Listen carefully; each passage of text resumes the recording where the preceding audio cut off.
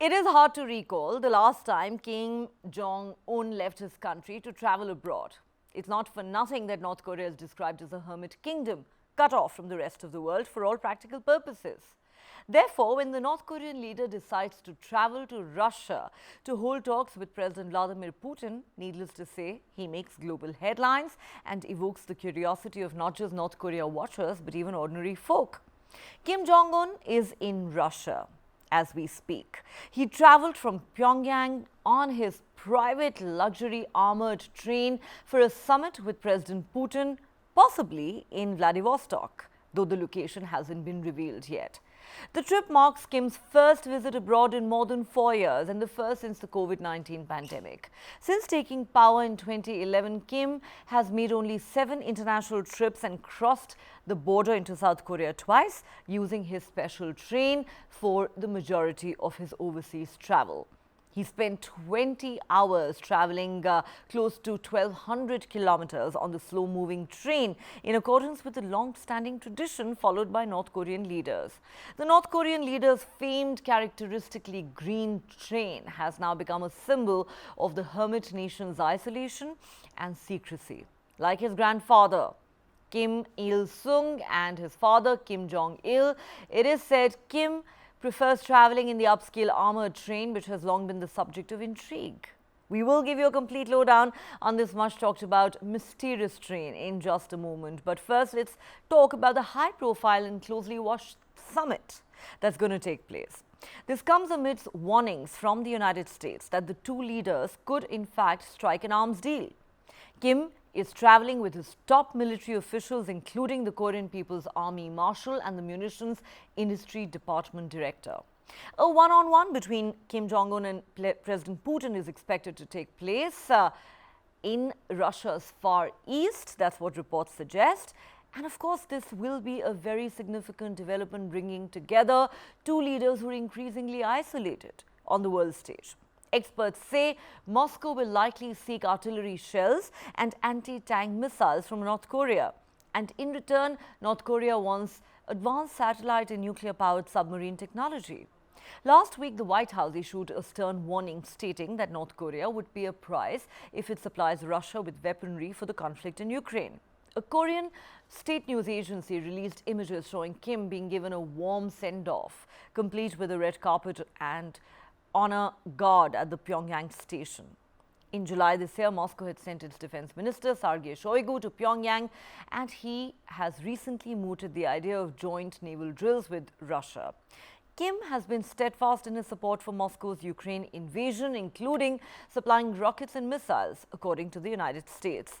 Both Moscow and Pyongyang have denied that North Korea has or will supply arms to Russia, which has in fact eaten into its vast stockpiles of munitions since the Ukraine war began in February 2022.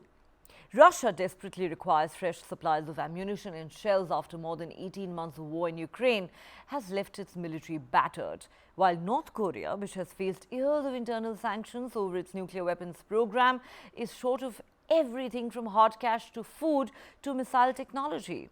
The meeting could lead to Pyongyang getting its hands on the sort of weapons 2 decades worth of United Nations sanctions have barred it from accessing, especially for its nuclear-capable ballistic missile program.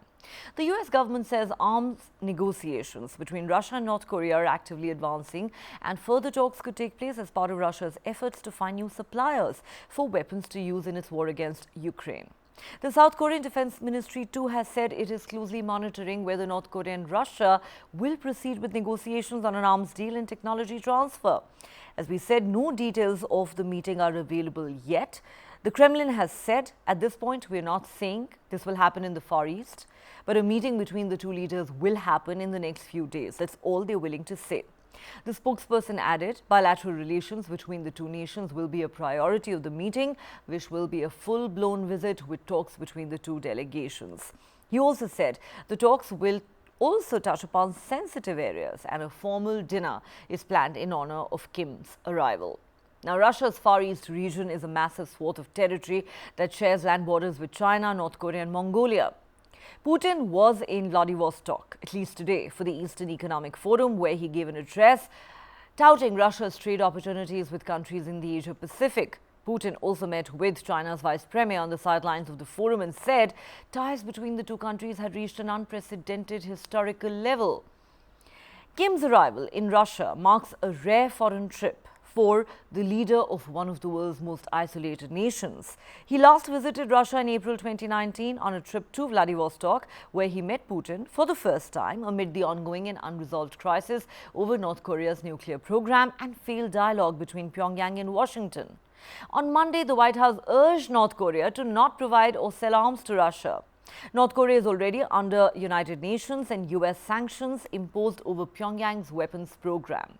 Despite the UN sanctions, Kim has been developing his ballistic missile program at breakneck pace for the past 2 years, during which he has tested dozens of missiles, including intercontinental ballistic missiles, which in theory could deliver a nuclear warhead over the US mainland.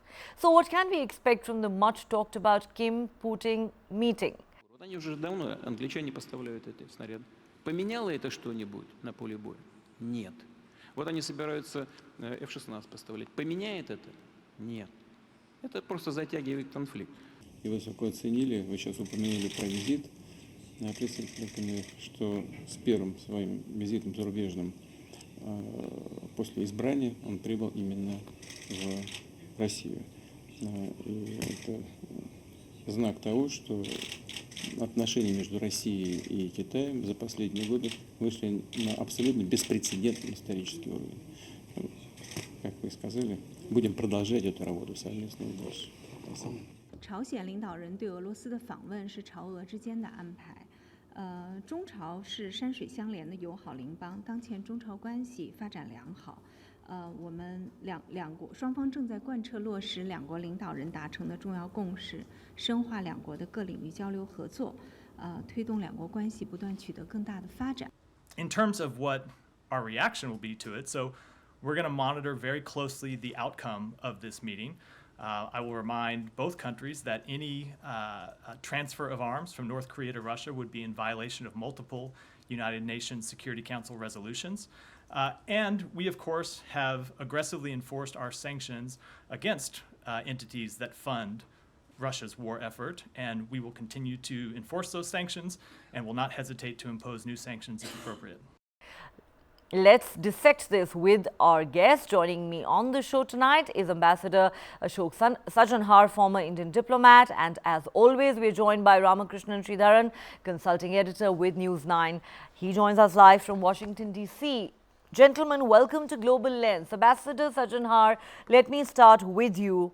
While hardly any details are available at the moment, what we do know is that Kim Jong Un has arrived in Russia by that famous train of his, and that meeting will take place between him and President Putin. That is something that has been confirmed by the Kremlin. The whole world is watching this meeting with great interest. What do you think is likely to come out of it? Because there is strong speculation that the two leaders are set to strike an arms deal, something that the White House is repeatedly warning them against. Yeah, thank you very much, Neha. And, the information that you have shared just now, from that it appears quite clear that if Mr. Putin is in Vladivostok, and it has taken Kim Jong Un also 2 days from Sunday till today to come from North Korea, Pyongyang to Vladivostok. So possibly the meeting will take place there. I think one can only speculate. And as you mentioned, there is the Eastern Economic Forum that is being organized. It's always organized in August, September every year. It's an annual feature. It's an annual event. So possibly he might also be participating in that meeting. You would recall that, a few years ago, I think it was in 2018 or 19, even Prime Minister Modi was invited as the chief guest. And at that time, there was also, I remember, the Malaysian Prime Minister Mahathir Mohamad, who was at that time the Prime Minister. He'd come. So, what I can understand is that the St. Petersburg International Economic Forum and the Eastern Economic Forum in Vladivostok, these are annual features in Russia, and they do take place every year. And of course, there are a large number of people who come, who participate, and there are a number of, ministers and senior political functionaries from different countries. Today also I understand that, either a vice premier from Laos and some from Myanmar. So those people, those leaders are also going to be there to participate in that event. So possibly Kim Jong Un would have, some engagement there at the Eastern Economic Forum. But of course, the more important would be his tete-a-tete with Putin. And what you mentioned, all the delegations that has come with him, they are basically focused on armaments equipment. And this has been floating around quite a bit that, Putin wants that. And he's asked, countries like North Korea, like Iran, etc., to supply him with, the latest weaponry. Now, you said that the White House has warned Kim Jong Un. I don't think anyone should hold their breath that Kim Jong Un is going to take any serious note of what the White House has been saying. He is known to do what he wants to do, and I think in this current context also, after his meeting with Putin, he will go ahead and do exactly what he has come here for. Neha. Well, Kim Jong Un, being Kim Jong Un, will certainly do what he pleases. He doesn't pay attention to any warnings or threats. Of course, you're quite right in pointing that out, Ambassador Sajjanar. Shri, let me come to you at this point. If it is almost a given that an arms deal is going to be struck between North Korea and Russia at the end of these summit talks, should the United States, Ukraine and South Korea, all of them actually worry? Well, they should, Neha, but let's start by looking at the context, what's really happening here. So North Korea is a puny pariah nation being invited to Vladivostok. I'm told, intelligence just sources say that the meeting might be held at a cosmodrome in Vladivostok. So this is a puny pariah nation being invited to the global high table with the blessings of China. The invitee is, of course, the person who's invited is Vladimir Putin. So this is a big moment for, Kim Jong Un. So far, he's been a pariah nation, and no one's really bothered too much about him, whether it is Russia or China. So now he's basking in the glory where at a time when both Russia and China have their own issues with West and Europe. And Putin in specific has a certain need for Kim Jong-un and the vast store of ammunition, which has been lying unused since 1953 in North Korea. So that is the reason why Putin is entertaining him, pandering to his ego, and making him look like a big man, much bigger than what he really is. So that's one. Now, whether Russia ends up giving North Korea actually any critical nuclear technology or any satellite technology, I will not bet on it at this point. Although, as a leverage, as a signal to the West, Putin may threaten that he may give it, but I don't think that's the first thing Putin will do. I think to begin with, he may give them grains, food, cash, or whatever that North Korea needs, to basically meet the poverty which is currently facing. So, but the significance of this, Neha, is that two large powers, China and Russia, are basically calling a very insignificant country, although nuclear powered, to the global high table to join their fight against West and Europe. So that, I think, is the significance. And we need to watch. I've been saying on Global Lens that this is a very significant moment, and this could potentially trigger a new arms race, a nuclear proliferation, if you will. And I'm happy to talk about it, further down on the show, Neha. So with that, let me give it back to you so you can ask us the next question then. Absolutely. That is something we're going to dwell on, because that is the primary reason, Shri, why the world is watching this meeting so very closely. Ambassador Sajjanar, of course, Shri is right in pointing out that here is, the leader of a tiny nation who is being given a lot of importance on the global stage by these two countries, Russia and China, as they try and take on the West. What is clearly common between Russia and North Korea at this stage is that these two countries at the moment are international pariahs for different reasons.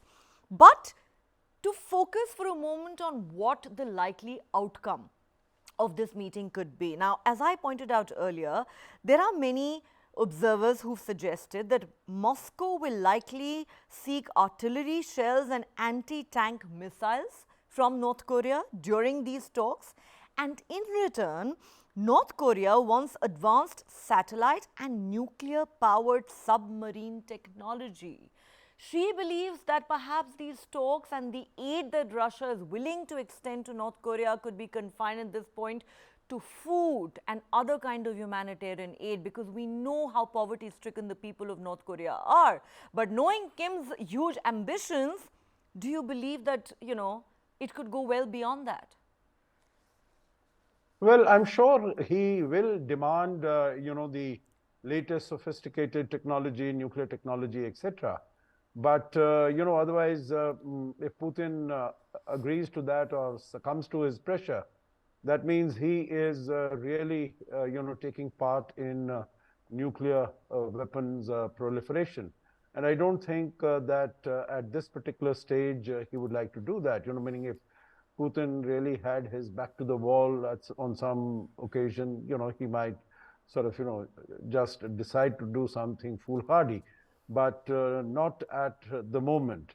But, that having been said, Neha, it might be North Korea might be a small country, it might be a poor country, etc. But he really has, has made the United States dance around his little fingertip. You look at Donald Trump, the way he sort of, was reaching out to Kim Jong Un, how went all the way to Singapore to have a bilateral meet with him, because he has enormous nuisance value. He has enormous mischief value.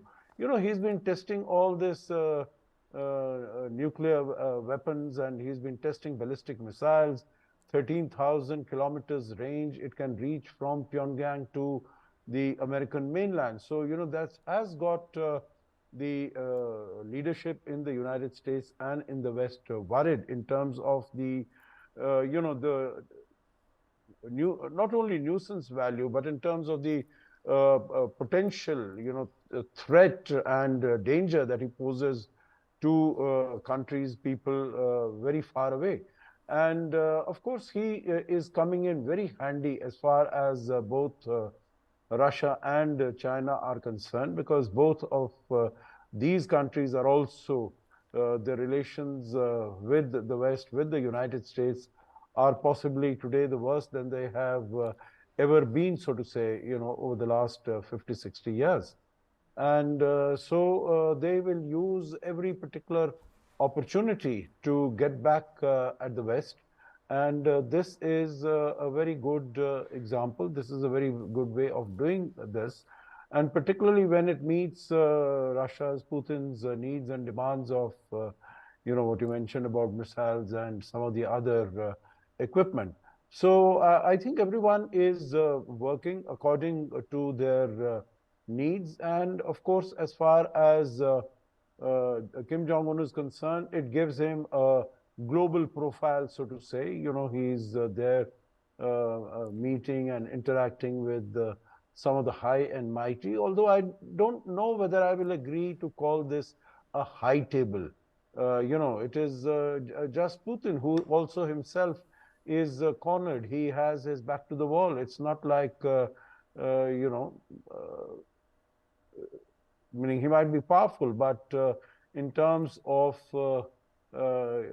his outreach to the other countries or to the other world leaders, he himself is, in a manner of speaking, quite isolated. He didn't go for the Bali summit last year. He didn't go for the Johannesburg summit. He didn't come for the Delhi summit. So, it's not as if where he sits, that becomes really the global high table. So, but that is a matter of detail and choice of words. But it is, I think it gives him some sort of a place in the son, and maybe that is why he's going there. So we'll really have to wait and see as to what is the outcome. But to respond to your question, which I had answered earlier, I think unlikely at this stage that Putin will agree to give him any of the nuclear weapon equipment. Okay, you're quite right, of course, Ambassador, in pointing out that these are two of the most isolated nations in the world today whose leaders are going to meet. And yes, we're talking about a rogue nation whose leader has enormous nuisance value, as you put it. And for that reason, this is the leader, Kim Jong Un, who cannot be ignored. Let me go back to Shri at this point. Shri, Russia has been crippled by the Western sanctions that it's faced in the last 18 months since its invasion of Ukraine. Its military has been battered and it is in desperate need of fresh supplies of arms and ammunition. That is not a secret. On the other hand, North Korea is a country that has been under sanctions for years and years now because of its nuclear weapons program, and is so desperately short of everything, including food and money. The question is, what kind of a deal can these two nations strike with each other to help each other out at a time when they're, of course, completely isolated internationally? Even you said that, nuclear technology coming into the picture is highly unlikely. Do you think that would be too much of a risk for Putin at this point, who's already under so much international pressure? So Neha, let me first clarify on the high table comment. I never said that it's a global high table. I said it's a high table of two major powers, which is China and Russia. And anyone who thinks that this meeting or what's happening in that part of the world is happening without China's blessing, I think that's a bit naive. So China is pretty much supporting what's happening tacitly and maybe even overtly. So that's the first thing. Now, the other question you asked is, will Kim ask for nuclear technology and other critical technology from Putin? I think that'll be the #1 item on his agenda, because he really doesn't care much about anything else. Let me tell you why.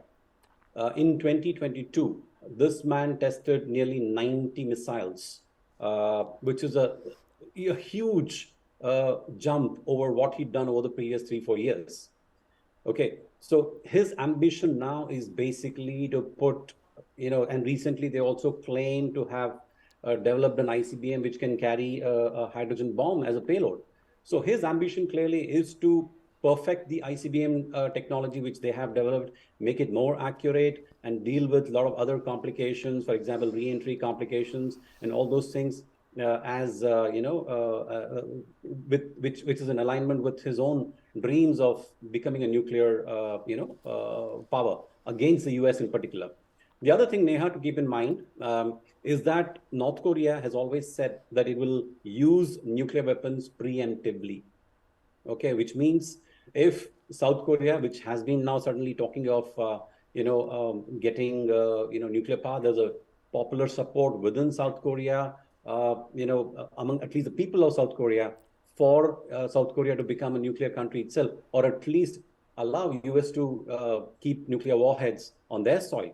So if any of these things happen, which of course would be a violation of the non-proliferation treaty that South Korea has also signed, but the fact that there is a lot of domestic pressure, which South Korea is facing, the president is facing there. So if that happens, then this could be a very serious issue. And I do think that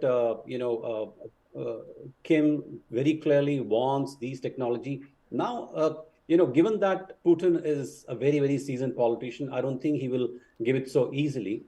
He may make some promises, and there's no other way to put it, but maybe just string him along. But what I think China and Russia want to do is use Kim as someone who can create great nuisance as a pawn for to create disturbance and nuisance for US, South Korea, and Japan. So that is, I think, essentially what they will focus on. They'll probably sit back and enjoy as Kim goes back and again starts rattling his saber aimed at these countries. So I think that's what might be at play here. The fact that Russia wants ammunition, shells from North Korea, I think that's already a done deal. because in July, when the Russian defense minister Sergei Shoigu went to North Korea, Pyongyang, and then after that meeting, Kim went and visited the factories that make these ammunitions and told them to speed up production. So I think that deal has already been struck. So now I think Kim is probably here to say, okay, I'm giving you what you want. What's in it for me, apart from the food and stuff that you're going to give? When are you going to give me the things I want, which is nuclear tech, more sophisticated technology? Absolutely. And that really is the million-dollar question. We know what Kim wants. He certainly wants nuclear technology. Given the size and scale of his ambition, the question is, can Putin really grant him his wish at this point in time?